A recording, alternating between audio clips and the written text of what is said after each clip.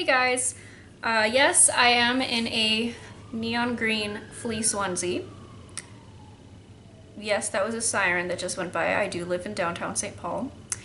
And I'm going to be telling you a story about the time I broke my foot 2 days before Halloween because I'm talented.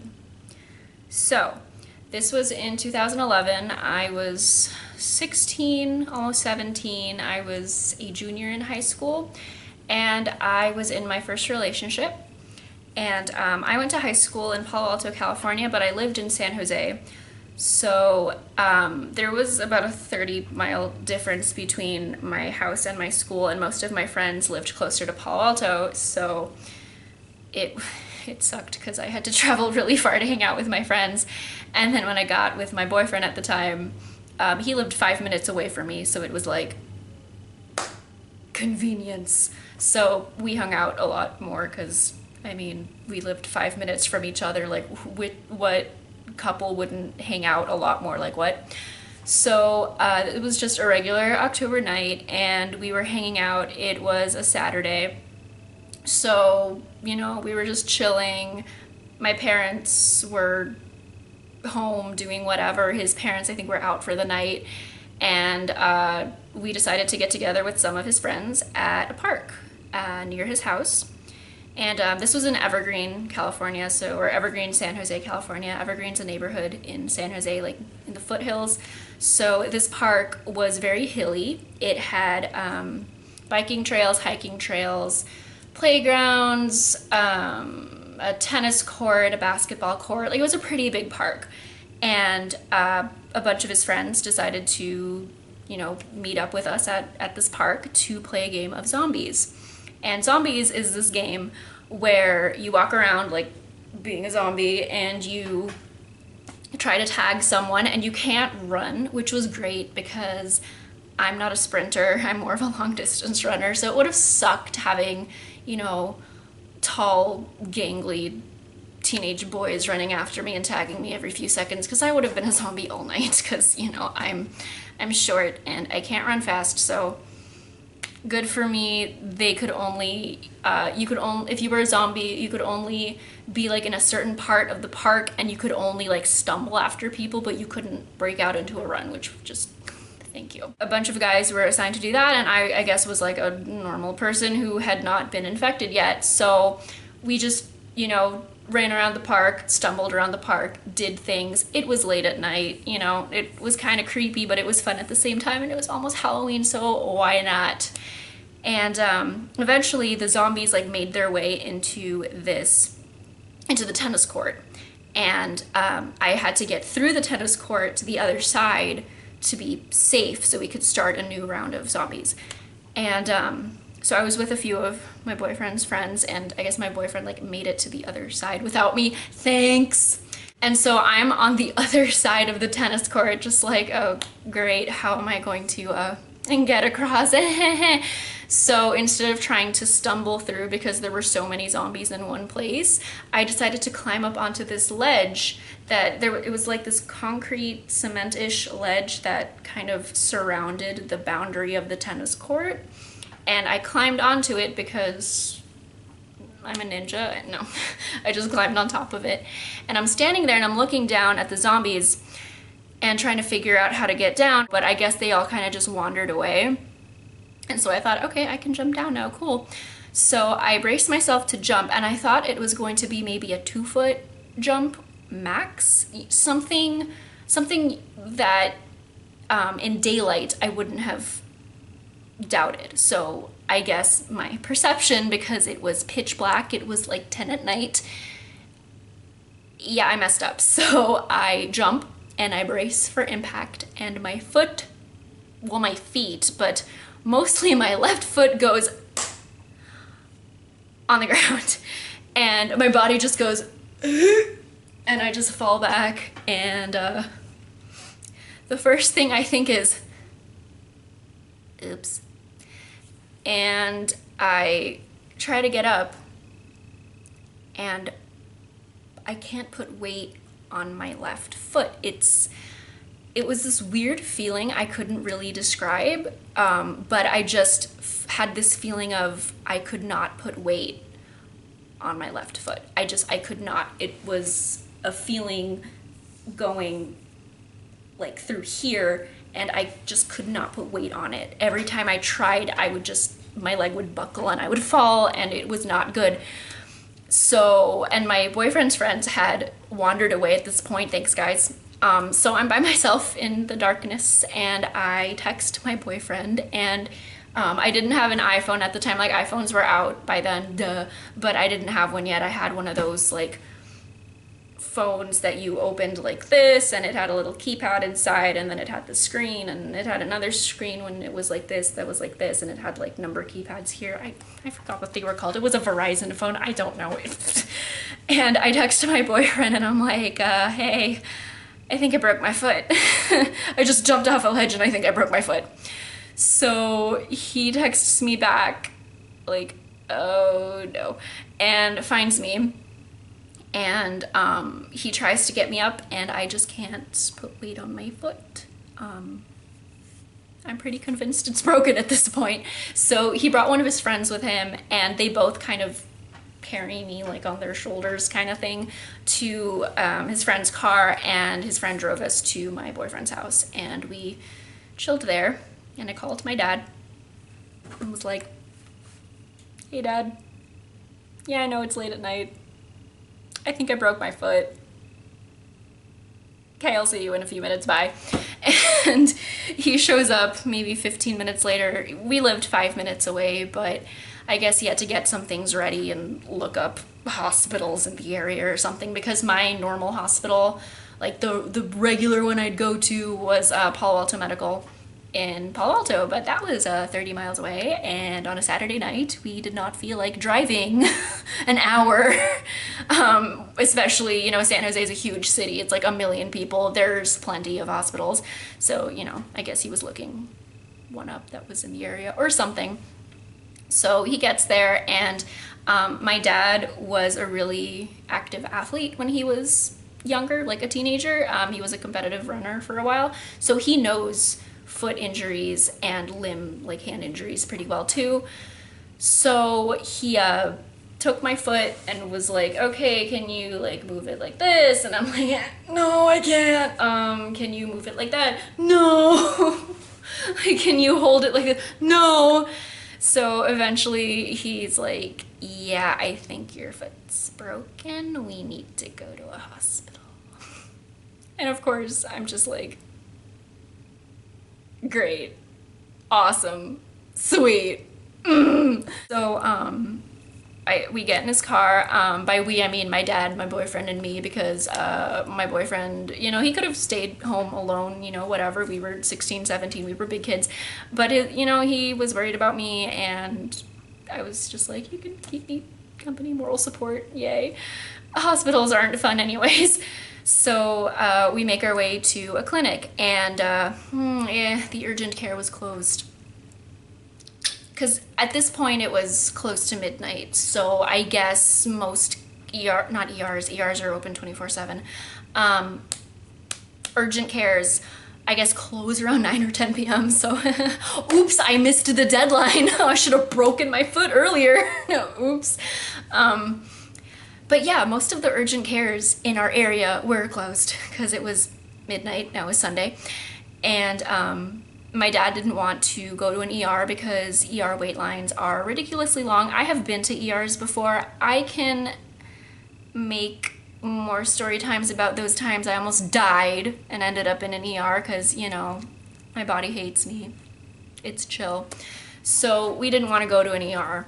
And there were plenty in the area, obviously, but we wanted to find a clinic that was open with an urgent care so we wouldn't have to wait in line for literally years, because basically if you're not like actively dying, they're not gonna pay attention to you. So yay.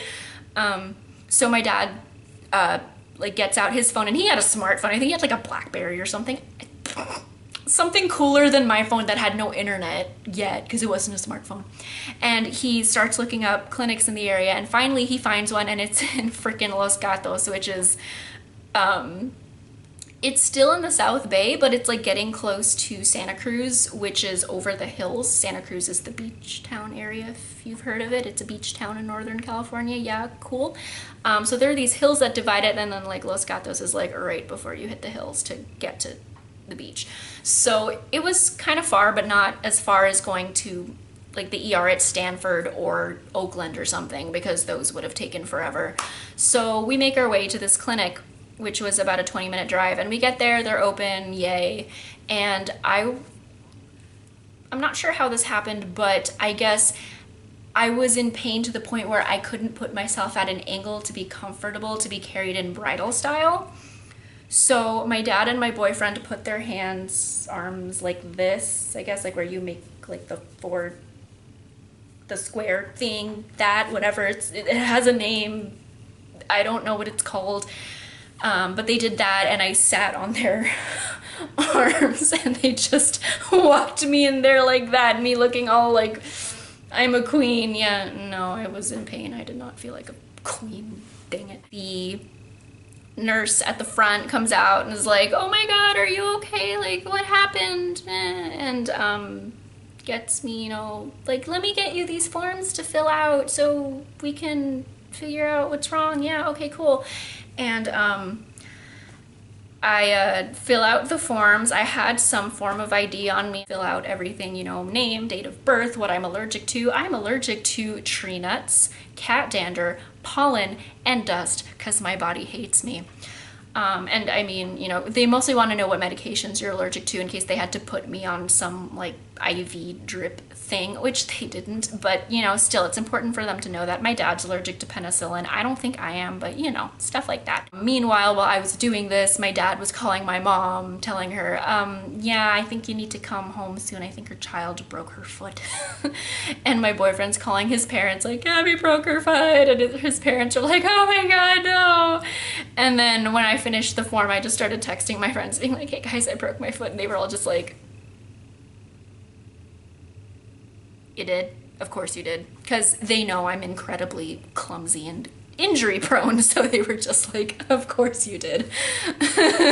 After that, the nurse comes back and wheels me in a wheelchair because I couldn't walk, and takes me to one of those rooms where you have the two curtains and you chill in the stretcher, and it's just a fun time. And a doctor comes in like another 20 minutes later and tells me, okay, you know, let's look at your foot. Does the same thing my dad did.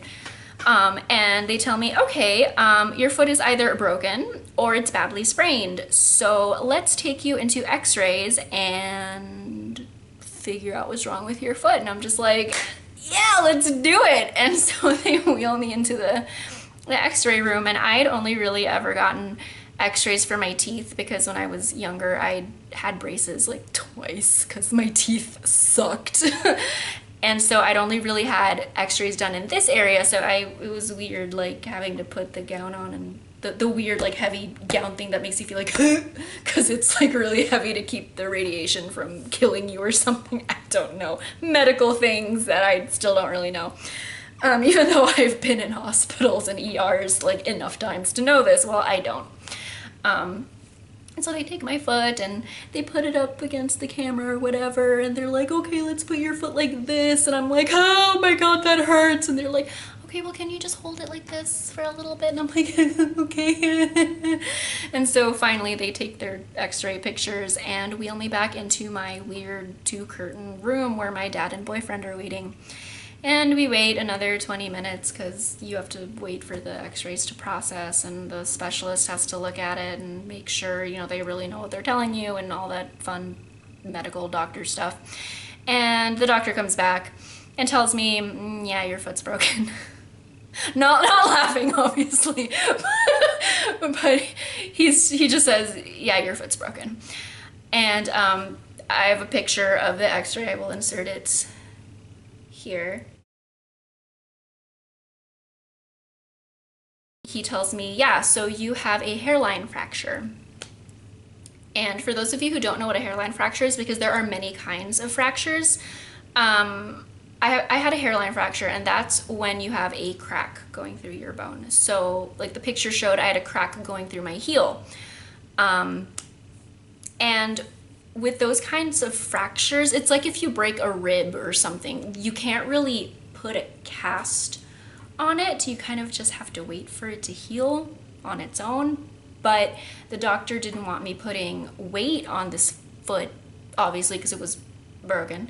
So they got me this thing, you know, those like wet bandage things that are like, they turn into plaster and then they get hard and stuff. Those, yeah, so they take those, or they took those and like put it on this part of my foot. Like it didn't go like completely over my foot, it kind of just went like over the first half of my foot up to maybe here-ish, and then they waited for that to harden and I had a half cast, I guess, and then they gave me an ace bandage to wrap around to hold it in place. I now had a somewhat casted foot, yay! And they gave me crutches, and when they gave me crutches I was like, it's legit now. So I go home and we drop my boyfriend off at his house, and all night he's texting me like, are you okay? And I'm like, oh, he was really sweet. And the next morning, so it's Sunday, and I went to hang out with my friends because we were making costumes for Halloween, because Halloween was the next day. This is where the onesie comes in. So we decided, first we wanted to be superheroes, and then that didn't work out for some reason. I don't remember why it didn't work out, but it just didn't. So we decided instead to be the Lost Boys from Peter Pan. And so one of my friends went and bought these onesies from Target, because Target has everything. And these were onesies with like full feet. So like your feet were covered, because with these onesies, it's like, here's a sock and here's the ending of the onesie, you know, like, yeah, okay. So these had full feet onesies, and they were from the boys section, because we were small teenage girls who could fit into large and extra large boys onesies. Because out of like all of us in the group, I think I was the tallest at 5'3", and the rest of us were like 5'2", 5'1", 5 feet. We were small. We're small people. So my friend bought these onesies, and one of them had guitars, which I didn't get the one with the guitars. One of my other friends did, and I don't understand why, because I'm the musician person. I don't know. And even she was like, wait, why did I get the guitar one? But anyways, I got one with motorcycles on it. Another one of my friends got one with like sports, basketball, soccer balls, football things, because boys. So we had those. That was most of our costume. And then we made these, I forget what they're called, but they're those like hood things that go down, and then they have flaps that you can like put your hands in, but they like go down like this. So we made those, and we each made a different animal. So one of my friends made a bear. I made a cat because I'm a kitty. And we spent our Sunday doing that. And then the next morning we went to school because it was Halloween, and everyone thought the crutches were part of my costume because they couldn't see my cast. So they thought I was just walking around on crutches for fun, and I was like, you think this is a game? You think I'm doing this for fun? So all day I hobbled around on my crutches with my broken foot. And then the day ended, and we went to another one of my friend's houses to do a Halloween party at her house, and then we went trick-or-treating, and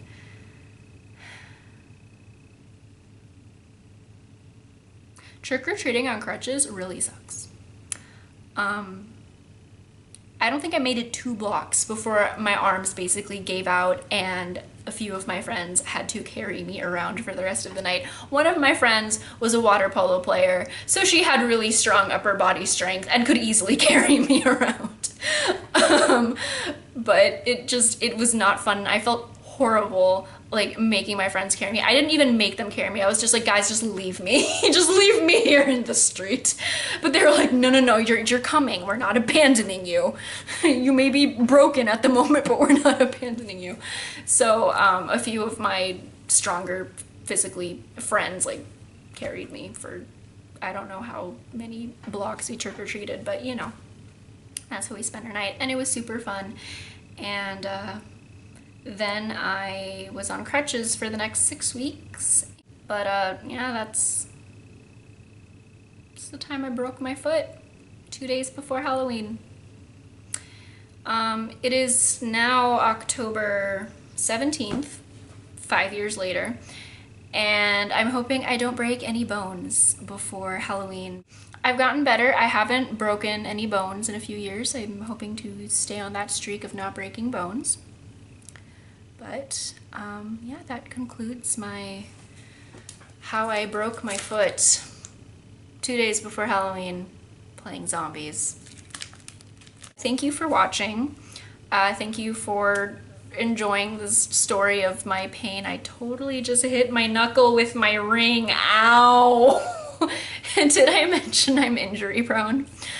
Yeah, thanks for watching, thanks for tuning in, and I will film more story time soon because my life is weird. Weird things happen to me.